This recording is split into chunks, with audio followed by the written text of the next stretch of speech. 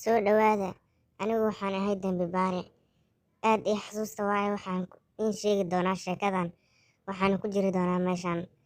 Waxaan kaga sheekeynayaa sheeko gilgishay magaalada ahalkeeda oo dhan. Waxaan hayay liiskan aniga. Gabadhan lagu magacaabo Faaduma ayaa waxa ay ku saabsan tahay qisadeena. Faaduma waxa ay la nooleed hooyadeed kadib markii uu dhintay aabaheed. Faaduma hooyadeed waxa ay siin jirtay xorriyadda.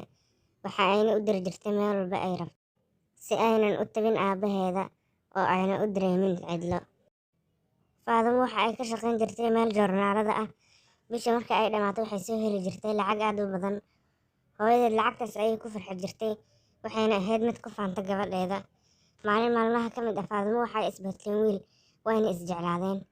Markii ay soo gaartay guriga ayaa waxa ay hooyadeed ku dhahday, hooyo waxaan rabaa inaan kuu sheego wax balse waan kaa baqayaa.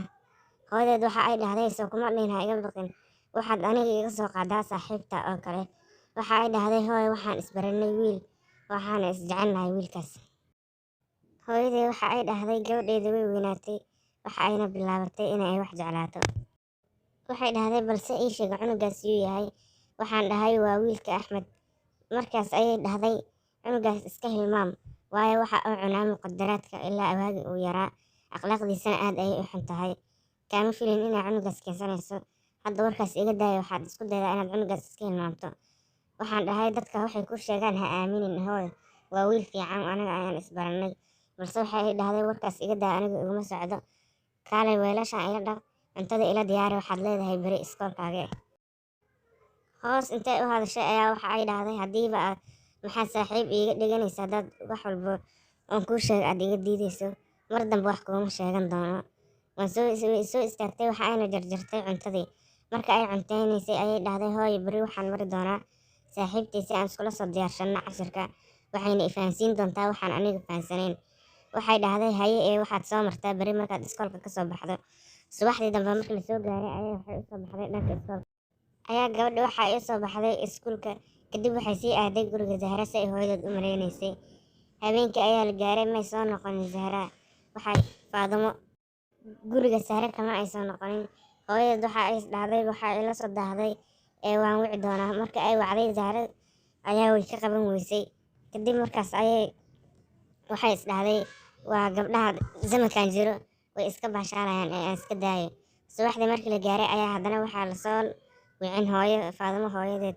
Aad ayay u baqday waxa ayna aamintay wax inay jiraan. Kadib waxa ay wacday Zahra way ka qaban weysay. Zahra marka ay ka qaban weysay ayaa waxay u soo oroday dhanka guriga Zahra si ay u soo aado oo ay u wareysato. Guriga marka ay garaacday ayaa waxaa ka furay Zahra hooyadeed. Waxa ayna dhahday maxaa xilligan ku keenay. Kadib marka ay suuraysteen ayaa waxa ay dhahday waxaan raadinayaa Zahra soo ma joogto gurigeena. Waxay dhahday maya Zahra maana arkin ilaa ay muddo usbuuc ah. Laakiin waxay dhahday aniga waxaan u soo diray gabadheeda si ay ula muraajaceysato gabadhaada. Waxay dhahday iigu wac gabadhaada aniga ayaa war sheegi doonaa. Waxay dhahday gabadheeda ma joogto. Waxa ay aaday saaka u kalahday iskoolka. Waxaad ka haysaa iskoolka waxaad ugu tagtaa iskoolka. Kadib Zahra hooyadeed Faadumo hooyadeed waxa ay u soo carartay dhanka iskoolka. Markay iskoolka soo gashay ayaa waardiyihii dhahay ka joog ha gelin meesha. Balse ayada mayna maqlin waxa ay soo gashay fasalkii gabadheeda Faadumo ay dhigan jirtay. Macalinka ayaa dhahay maxaad sidan ugu soo galaysaa. Waxay dhahday gabadheeda ayaan rabaa Faaduma. Wuxuu dhahay gabadhaada Faadumo way maqan tahay. Waxay fiirisay safka Faadumo may joogin laakiin Zahra ayaa joogtay. Way u imaaday waxay dhahday maxaad iga qaban weysay moobilka soo xal Faadumo kula ma joogin. Waxay dhahday kaama qaban waayo Faadumo waa ayaan isdagaalsanahay mana kaa qabanin. Waxay dhahday gabadheeda marka aaway aniga aad ayay u baqday. Kadib macalinka ayaa dhahay isdaji Marwa waxaan kuu keenayaa biyo aad cabto.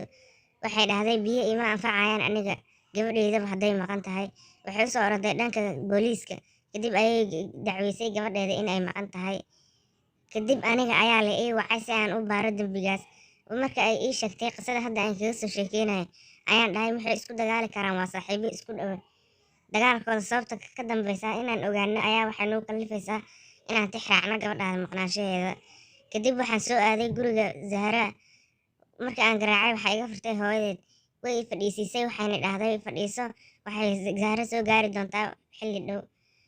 Markaas ayaan dhahay maxay isku dagaali karaan labadooda. waxaan dhahay waxay dhahday Zahra hooyadeed waa laba arrintooda qusayso aniga waxba igama gelin ayaga ayaa saaxiibo ah. Kadib waxaan sii waday su'aalahaygii, waxaan weydiiyey waxa ay isku dagaalsan yihiin. Waxay dhahday waxaas ma kuu sheegi karo. Kadib ayaan dhahay adiga ayaa noqonaya qofka koowaad oo looga shakin doono dembigaas. Waxay dhaaratay waxayna dhahday wallaahi aniga ma ihi, balse waxaan kuu sheegi doonaa waxa aan isku dagaalnay. Waxay dhahday Zaynab ayaa waxa ay sheegtay in Faadumo ay gashay xiriir la gashay wiil. Waxa ayna dhahday xiriirkaas ka joog haddii kale aniga saaxiibo ma ahaan doono. Marka aad ka soo noqoto oo ka soo toobad keenta ayaa saaxiib noqon doonaa. Markaas ayaan dhahay ma u sheegtay hooyadeed. Waxay dhahday Faadumo ayaa ii sheegtay hooyadeed inay ku taageersan tahay sida ay rabtay inay u noolaato. Kadib ayaan weydiiyey wiilkaas wuxuu yahay. Waxay dhahday wiilkaas waa Axmed. Waxa uu ku caan yahay in uu cuno khamriga iyo sigaarka. Waxa uuna cunaa maandooriyo kasta. Waxa uu ka imaaday magaalo derisna oo ah anaga. Inta wuxuu u joogaa inuu wax barto. Waxa uuna degan yahay farmashiyaha guriga ku dhagan. Markaas ayaan dhahay mahalaas ayaa waxa ugu dambeyso. Waxay dhahday halaas ayaan kuu sheegi rabay. Kadib waxay dhahday waxaan soo xasuustay inaan kuu sheego wuxuu qabsan rabaa imtixaanka markuu dhammaado xaflad inay ku anfici doonto ma ogi aniga. Markaas ayaan dhahay haddii aad wax kale soo xasuusato waa inaad ii sheegtaa. Waxaan ooga tagay kaarkayga nambarka ku qornaa. Kadib waxaan soo aaday dhanka gurigii la ii tilmaamay. Intaan waddada soo socday waxaan ku fikirayay kiiskaas iyo sida aan ku xallin lahaa. Kadib markii aan soo gaaray guriga Axmed ayaa waxaan u soo galay asaga. Markaan u tagay wuu soo dhaweeyey.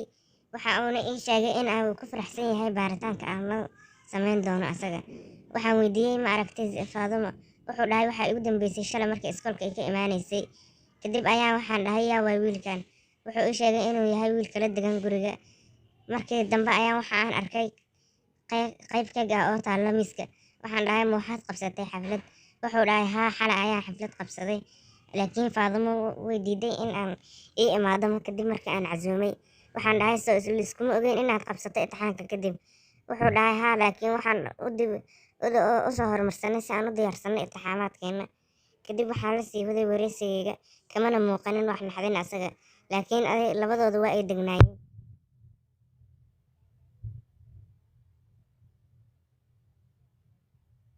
Waxaan tusay inaan ahay dambi baare waxaan u sheegay inuu kaamirada ii daaro. Kaamirada marka aan daawaday ayaa waxaan arkay Faadumo oo galaysa guriga Axmed. Markaas ayaan dhahay ileen waxaa jira waxaad iga qarinaysid. Kadib aniga oo baaraya ayaa waxa soo wacay moobilka. Wuxuuna iga gooyay baaritaankayga. Waxaan soo wacay booliiska waxa aynay dhaheen waxaa waddada lagu soo tuuray kiis uu ku jiro jir. Waxaana moodaynaa inuu yahay jirka Faadumo oo la googooyay.